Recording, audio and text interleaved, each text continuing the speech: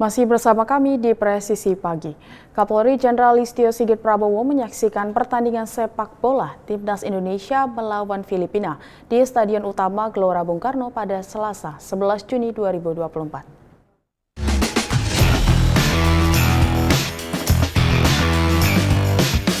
Timnas Indonesia dihadapkan dengan Filipina dalam kualifikasi Piala Dunia 2026 zona Asia yang bertanding di Stadion Utama Gelora Bung Karno, Jakarta pada Selasa 11 Juni 2024. Pada kesempatan ini, Kapolri Jenderal Listio Sigit Prabowo memberikan dukungan penuh dengan menonton langsung pertandingan tersebut, sekaligus mendampingi Presiden Republik Indonesia Joko Widodo dan menonton bersama di tribun VVIP. Manajer Timnas Indonesia Kombes Pol Sumarji menyebut kehadiran Kapolri Jenderal Listio Sigit Prabowo membawa semangat bagi personel Polri yang ada di Timnas Indonesia yang ikut bertanding dalam pertandingan kualifikasi Piala Dunia 2026 zona Asia ini. Kami tentu sekali dengan kehadiran Pak Kapolri sangat senang sekali, terutama kan kami yang ada di Timnas ini, saya, Ferrari, kan bagian dari Polri yang tentunya sangat mendukung dan tentunya menjalankan apa yang menjadi perintah dari Pak Kapolri kepada kami untuk bisa berprestasi di Timnas ini. Dengan kehadiran beliau tentu bisa memberikan spirit, semangat, motivasi yang lebih kepada kami-kami yang ada di Timnas. Dalam pertandingan yang dihelat di Stadion Utama Gelora Bung Karno ini, Timnas Indonesia berhasil mengalahkan Filipina dengan skor telak 2-0. Masing-masing gol disumbangkan oleh Top Hei dan Rizky Ridho. Hasil ini sekaligus memastikan Timnas Indonesia lolos ke babak ketiga kualifikasi Piala Dunia 2026 tanpa menunggu hasil Irak versus Vietnam. Dengan 10 poin, Timnas Indonesia tak akan terkejar lagi oleh Vietnam yang baru mengumpulkan 6 poin menuju laga lawan Irak. Dari Jakarta, Jatarasya, Irfan Juni Setia melaporkan untuk Polri TV. Polri kerahkan ribuan personil gabungan untuk mengamankan pertandingan Timnas Indonesia melawan Filipina dalam pertandingan kualifikasi Piala Dunia 2026 zona Asia yang digelar di Stadion Utama Gelora Bung Karno, Jakarta Pusat. Polres Metro Jakarta Pusat kerahkan sebanyak 2.086 personil gabungan TNI Polri dalam pengamanan pertandingan Timnas Indonesia melawan Filipina dalam pertandingan kualifikasi Piala Dunia 2026 zona Asia di Stadion Gelora Bung Karno pada Selasa 11 Juni 2024. Seluruh personil dikerahkan di beberapa titik di seputaran GBK, sebanyak 6 unit K9 dan juga kendaraan taktis milik Korps Brimob yang berjaga di sekitaran GBK. Pihak kepolisian melakukan pengamanan secara humanis dengan tidak mengenakan senjata api saat bertugas menjaga ketertiban masyarakat yang akan menonton pertandingan Timnas Indonesia.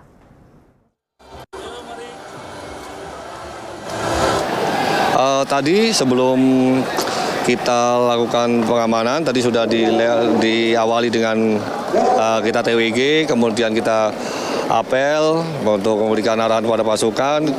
Kemudian juga sebelumnya sudah dilakukan sterilisasi, kita menggunakan K9 juga untuk lebih efektifnya. Dan sekarang lagi sedang persiapan untuk pengunjung masuk dan kedatangan dari para pemain. Kepolisian Negara Republik Indonesia mengalami peningkatan indeks evaluasi kinerja. Hal ini disampaikan oleh Wakapolri Jenderal Polisi Agus Andrianto dalam rapat dengan Komisi 3 DPR RI.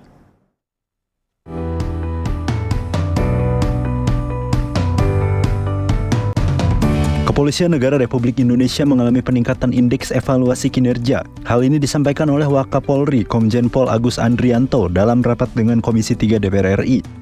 Dilaksanakan di ruang rapat Komisi 3 DPR RI. Rapat ini dihadiri oleh jajaran anggota Komisi 3 DPR RI dan jajaran Pejabat Umum Mabes Polri. Adapun rapat dipimpin langsung oleh Ketua Komisi 3 DPR RI Bambang Wuryanto. Rapat ini bertujuan untuk membahas rencana kerja anggaran, rencana kerja pemerintah dan rencana kerja lingkungan hidup tahun 2025, serta penjelasan kebutuhan anggaran Polda hasil kunjungan kerja reses. Dalam kesempatan yang sama, Wakapolri Komjen Pol Agus Andrianto menjelaskan hasil evaluasi akuntabilitas kinerja Polri yang berhasil meningkat, serta ada beberapa indeks prestasi yang melebihi target.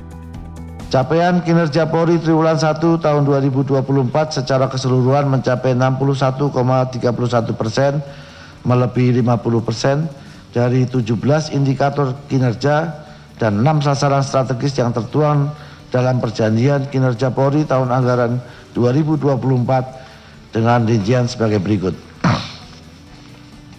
Realisasi mencapai 100%. 1. Indeks Harkamtibmas ditargetkan 65, terrealisasi 65,83 atau 101,28%. Indeks penegakan hukum ditargetkan 65, terrealisasi 65,46 atau 100,71%. Realisasi capaian di atas 50%. Indeks Kamtibmas ditargetkan sebesar 3,4, realisasi sebesar 3,28 atau 96,57%. Persentase pemenuhan Alkom ditargetkan sebesar 77, terrealisasi sebesar 76 atau 98,96%. Persepsi kemudahan akses data ditargetkan sebesar 5, terrealisasi 4,05 atau 81%. Nilai AKIP ditargetkan sebesar 80, terrealisasi 70,01 atau 91,26%. Level kapabilitas APIP ditargetkan sebesar 4, terrealisasi level 3 atau 75%. Nilai reformasi birokrasi ditargetkan sebesar 82, terrealisasi 75,64 atau 92,22%. Nilai kinerja anggaran ditargetkan sebesar 94,25%, terrealisasi 48,92% atau tercapainya 51,90%. Persentase penanganan pengaduan masyarakat ditargetkan 80, terrealisasi 78 atau capaiannya 97%. Kedepannya dengan diadakannya rapat ini, Polri berharap bisa menjadi lebih presisi dalam rangka menyongsong Indonesia Emas tahun 2045.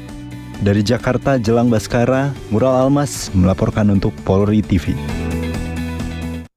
Komisi 3 DPR RI menggelar rapat kerja bersama Polri pada hari Selasa 11 Juni 2024. Rapat yang dihadiri langsung oleh Wakapolri Komjen Pol Agus Andrianto membahas rencana kerja anggaran Polri 2025 dan hasil pemeriksaan BPK tahun 2022. Polri bersama Komisi 3 DPR RI menggelar rapat kerja bersama di ruang rapat Nusantara II DPR RI Selasa 11 Juni 2024. Rapat kerja bersama yang dipimpin oleh Ketua Komisi 3 DPR RI Bambang Puryanto dihadiri langsung oleh Wakapolri Komjen Pol Agus Andrianto membahas terkait rencana kerja anggaran Polri tahun anggaran 2025 yang telah diajukan. Dengan realisasi kinerja Polri yang dicapai, Komisi 3 DPR RI mendukung dan menyetujui usulan rencana kerja anggaran Polri tahun anggaran 2025. Kami melihat sebagai Komisi 3 yang mitra daripada polisi, kami memandang bahwa memang polisi ini tidak memang harus diberikan tambahan anggaran.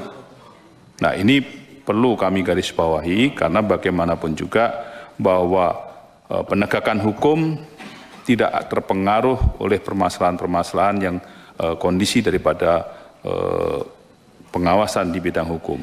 Nah, inilah sebabnya bahwa apa yang diajukan kepada kami di Komisi 3 ini mengenai masalah kenaikan dari pagu anggaran, kami bisa menerima dengan apa yang sudah diajukan ini, bahwa dalam hal ini kan memang ini masih pengajuan awal dan kami pada prinsipnya bisa menerima karena bagaimanapun juga Polri ini tidak boleh kurang anggarannya. Kita harus memberikan tambahan dan memberikan support kepada pihak polisi untuk bagaimana menjaga keamanan dan ketertiban kita. Terima kasih. Menjelang Hari Raya Idul Adha, masyarakat mulai memilih hewan kurban selanjutnya dibagikan kepada masyarakat.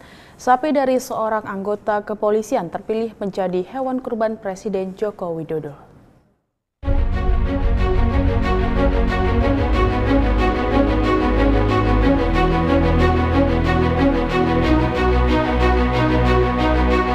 Sapi peranakan Ongole milik Aibda Zulin Nuryanto yang berdinas di Polsek Sewon, Polres Bantul, terpilih menjadi hewan kurban Presiden Joko Widodo. Sapi berbobot hampir 1 ton bernama Satrio Bimo ini kini mendapat pengawasan ketat dari Dinas Pertanian dan Pangan Kabupaten Bantul. Aibda Zulin Nuryanto mengaku tidak menyangka sapi peliharaannya bakal dipilih Presiden Jokowi sebagai hewan kurban pada Hari Raya Idul Adha 1445 Hijriah. Sapi miliknya yang dinyatakan lolos dan layak baik dari kondisi sapi berat dan kesehatan hewan. Sapi tersebut merupakan 1 dari 10 sapi dari peternak Kabupaten Bantul yang didaftarkan ke Dinas Ketahanan Pangan dan Pertanian Kabupaten Bantul untuk diseleksi tim dari Pemda Daerah Istimewa Yogyakarta dan pemerintahan pusat di Sekretariat Kepresidenan Republik Indonesia. Dari tim Humas Polres Bantul, Polda DIY melaporkan untuk Polri TV. Dalam rangka peningkatan kualitas pelayanan terhadap masyarakat, Polres Lampung Utara mensosialisasikan mekanisme pelayanan penertiban SIM di Satpas Polres Lampung Utara. Halo Sobat Polri, selamat datang di Satpas Polres Lampung Utara. Satpas Polres Lampung Utara melayani permohonan SIM, perpanjang dan baru.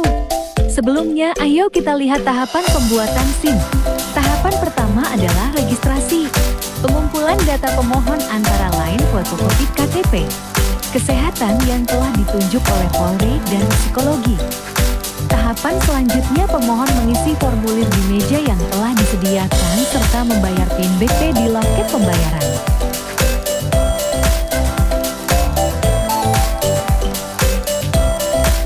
Langkah selanjutnya adalah proses identifikasi, meliputi pengambilan foto, tanda tangan, dan sidik jari.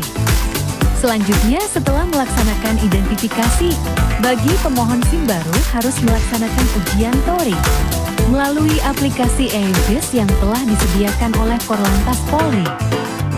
Pemohon akan melaksanakan ujian teori online. Setelah pemohon dinyatakan lulus ujian teori, langkah selanjutnya adalah ujian praktek yang dinilai oleh petugas penguji. Kemudian, setelah pemohon dinyatakan lulus ujian teori dan praktek, langkah selanjutnya adalah penerbitan SIM. Satpas Polres Lampung Utara memiliki sarana dan prasarana. Salah satunya parkiran khusus penyandang disabilitas. Selain itu, Satpas Polres Lampung Utara juga menyediakan kursi roda yang dapat digunakan untuk pengembangan khusus disabilitas dan lansia, serta toilet khusus penyandang disabilitas.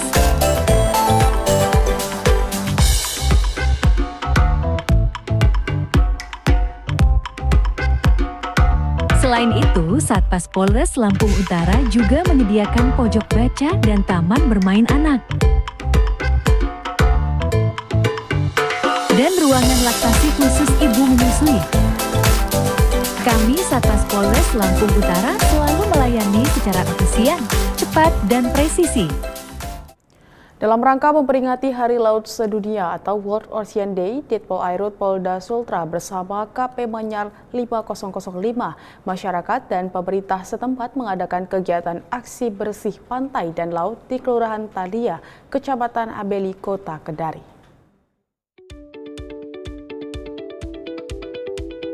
Kegiatan dipimpin langsung Dirpol Airut Polda Sultra Kombes Pol Faisal Forentinus Napi Tupulu dan diikuti oleh para personel Ditpol Airut Polda Sultra, Lurah Thalia, dan masyarakat pesisir Pulau Pandan.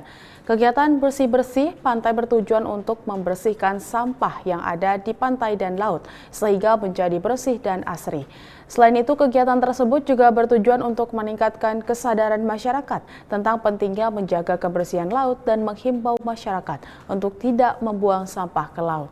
Petugas dan masyarakat yang terlibat dalam kegiatan ini sangat antusias membersihkan sampah yang ada di pantai dan laut.